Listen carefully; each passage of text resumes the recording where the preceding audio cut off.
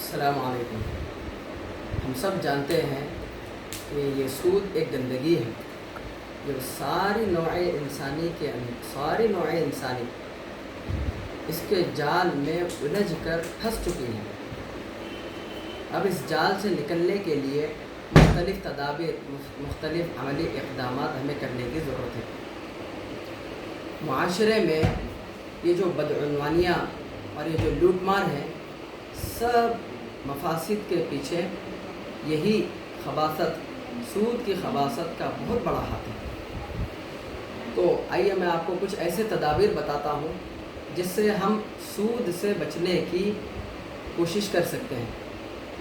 جس کے اندر عملی اقدام میں سے سب سے پہلے نمبر پر عملی اقدام یہ آتا ہے کہ ہمیں روایتی سودی کھاتوں کے استعمال سے گریز کرنا چاہیے۔ یعنی آسان الفاظ میں کہہ دوں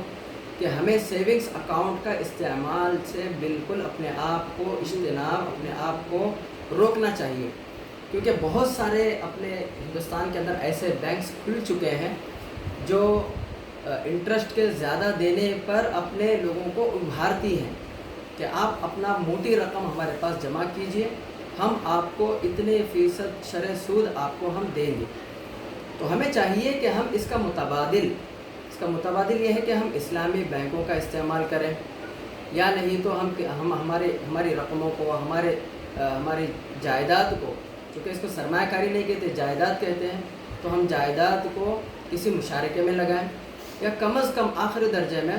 کس مضاربے میں لگا دیں کہ کسی ایک قابل اعتماد شخص کے جائز کاروبار پر آپ پیسے لگائیں، جس سے آپ کو نفع بھی ملے گا اور وہ حلال بھی ہوگا، اور آپ اس کے لیے نفع اور نقصان دونوں کے لیے تیار رہیں۔ اب آتا ہے دوسرا عملی اقدام کہ آدمی کو اکثر ضرورت پیش آتی ہے پیسوں کی، چاہے وہ کاروبار کی شکل میں ہو، یا دواخانوں کے علاج و معالجے کی شکل میں ہو، یا اسکول یا مدارس کی تعلیم کے اندر اخراجات، فیس کے اخراجات کے لیے ہوں۔ تو ہر ایک کو ضرورت پیش آتی ہے، تو ان ضروریات کو ہم اپنے عزیز و اقارب سے جب ہم ان سے لین دین کریں گے، ان سے قرض حسنہ ہم لیں گے، تو اس سے یہ ہوگا کہ ہمارا بینکوں پر انحصار ہمارا کم ہوگا، جس کی وجہ سے آدمی ضرورت پر، مجبوری پر جو پیسے لیتا ہے وہ تاکہ اس کو سود اور حرام پر اس کو استعمال کرنا لازم نہ آئے۔ تو اس لیے ہم ذاتی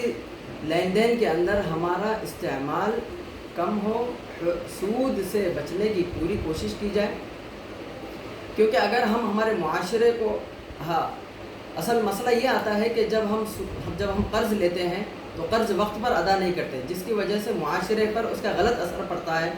جس کی وجہ سے لوگ اپنا قرض نہیں دے پاتے، قرض نہیں دیتے۔ تو ہمیں چاہیے کہ ہم قرض لیں تو وقت پر ادا کریں۔ اگر ایسا معاشرے کے اندر سدھار ہوگا تو بالکل یقین ہے کہ لوگ سود سے بچ جائیں گے۔ اور دوسری صورت بھی یہ ہے کہ آدمی اگر ضرورت مند آپ کے پاس آئے تو آپ اپنے مال و جائیداد کے اندر سے کچھ رقم اس کی ضرورت کو پوری کرنے کے لیے دے دیں، تاکہ وہ بینک کے دستک نہ دے، تاکہ وہ سود سے بچ جائے۔ اگر ہمارا معاشرہ قرض کے وقت پر ادا کرنے، وقت مقررہ پر، اور اسی طرح ہمارا معاشرہ مالدار لوگ، صاحب ثروت لوگ اگر قرض کے دینے پر آمادہ ہو جائیں تو ہمارے معاشرے کے اندر بالکل سدھار آ سکتا ہے۔ ہمارا خصوصاً مسلم کمیونٹی سود سے بچ کر اپنی زندگی کو گزار سکتی ہے۔ تو تیسری شکل یہ ہے کہ ہم کاروباری معاملات، بہت سارے نوجوان اور مسلمان بھائی کاروبار کے آگے بڑھانے کے اندر، چاہے وہ کاروبار چھوٹا ہو یا بڑا ہو، کاروبار کے بڑھانے کے اندر اپنے کوئی آدمی، یہ حقیقی اور یہ کھلی واضح بات ہے کہ کوئی آدمی کاروبار کے لیے اپنے ذاتی جیب سے 1 روپیہ بھی لگانا نہیں چاہتا۔ ساری رقم، کاروبار کی ساری رقم وہ قرض کے نام پر ہوتی ہے، اور وہ سارا قرض بینک سے لیتا ہے، اور بینک اس کی مجبوری کا فائدہ اٹھا کر خوب اس کے اوپر سود لاگو کرتی ہے، جس کی وجہ سے وہ قرض کے اندر دبا ہوا ہے۔ لہٰذا اس کے علاوہ یہ موٹی رقم قرض میں لینے کے باوجود وہ انشورنس کے نام پر، کاروبار کے انشورنس کے نام پر مزید سود کے اندر الجھتا چلا جاتا ہے۔ تو میں گزارش کروں گا کہ ہم یہ جو میں جو صورتیں بتا رہا ہوں ان صورتوں سے ہم بچیں گے تو ہمارے میں امید کرتا ہوں کہ ہمارے معاشرے سے سود جیسی گندی عادت گندی عادت سے ہمارے مسلمان بھائی محفوظ ہو سکتے ہیں۔ چوتھی شکل میرے ذہن میں یہ ہے کہ آدمی کریڈٹ کارڈ کا استعمال ختم کر دے، کیونکہ کریڈٹ کارڈ شیطان کا سب سے شاہکار ہتھیار ہے۔ میں اپنا ذاتی تجربہ بتاتا ہوں کہ میں حالانکہ مسئلے کے اعتبار سے تو کریڈٹ کارڈ کا استعمال ناجائز ہے، سارے علماء اس پر متفق ہیں، اس کے سارے نقصان سے سارے ہی لوگ واقف ہیں۔ 10 سے زائد بینکوں کے کریڈٹ کارڈوں کا میں اپنے پاس رکھتا تھا، جس کی لمٹ کم سے کم 1 لاکھ ہوتی تھی۔ تو کریڈٹ کارڈ کے استعمال سے آدمی کی ضرورتیں بڑھتی چلی جاتی ہیں، آدمی خواہشات تک پہنچ جاتا ہے۔ ہر ماہ وہ قرض کو ادا کرنے کے اندر وہ لاکھوں روپے جمع کرنے کے چکر میں یہ کریڈٹ کارڈ سے وہ کریڈٹ کارڈ کو بننے کے لیے یہ کریڈٹ کارڈ، آدمی اس دلدل کے اندر پھنستا چلا جاتا ہے۔ اگر ضرورت نہ بھی ہو تو آدمی وہ چیزیں خریدتا شروع کر دیتا ہے۔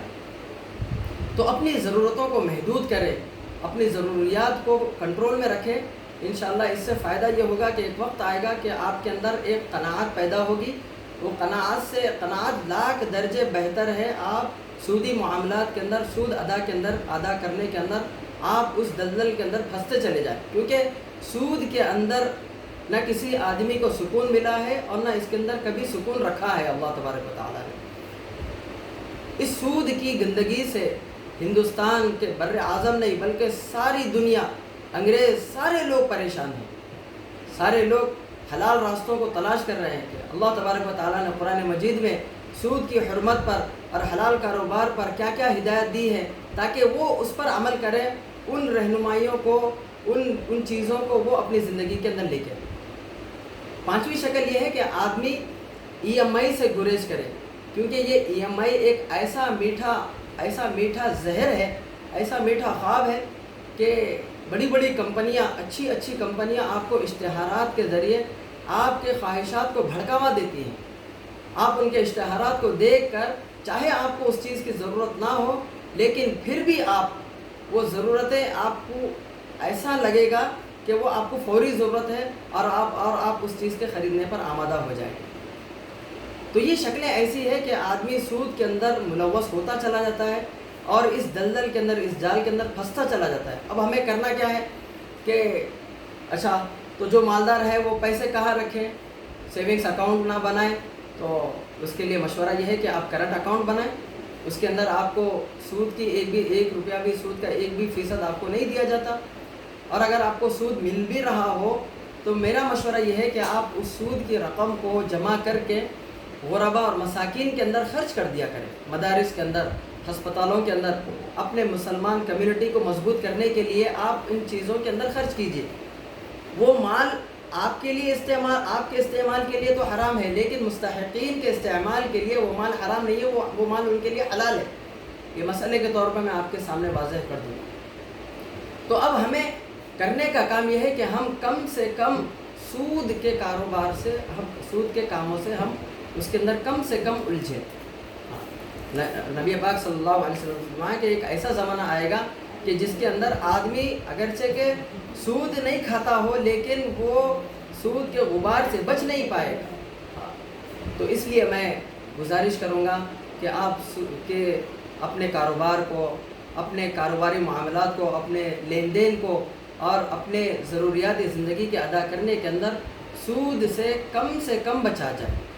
السلام علیکم ورحمۃ اللہ وبرکاتہ۔